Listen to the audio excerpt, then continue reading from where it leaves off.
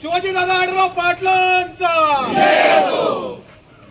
होऊ घातलेल्या जिल्हा परिषद पंचायत समितीच्या निवडणुकीच्या निमित्तानं आपण आज गोडेगाव पंचायत समिती गणातील सर्व कार्यकर्ते काल अगदी एका फोनवर आपण मीटिंग घेतली आणि त्यानंतर आजचा आपण नारळ फोडायचा कार्यक्रम ठरवला। त्या निमित्ताने सर्व कार्यकर्ते उपस्थित राहिल्याबद्दल प्रथमतः सर्वांचं मनापासून आभार आणि धन्यवाद।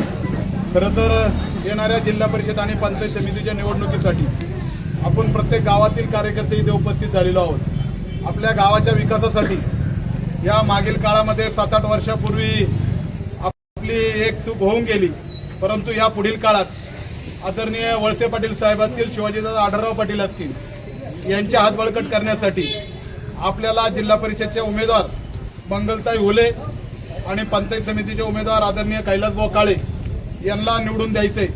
त्यासाठी सकाळी उठून आपण सर्व कार्यकर्त्यांनी आपल्या गावागावात घराघरात जाऊन आपण चांगल्या पद्धतीने प्रचार करून त्या दोन्ही उमेदवारांना प्रचंड बहुमताने विजय करायचे। खरं तर आपल्या प्रत्येक गावामध्ये आदरणीय वळसे पाटील साहेबांच्या माध्यमातून असतील, विवेकदादा वळसे पाटील साहेबांच्या माध्यमातून असेल, शिवाजीदादा आढळराव पाटलांच्या माध्यमातून असेल आणि या अगोदर या जिल्हा परिषद गटाचे प्रतिनिधित्व केलेले आदरणीय कैलासभाऊ काळे असतील, यांनी जी विकास कामाची घोडदौड या केलेली आहे त्या कामं आपल्याला सांगायची आहे।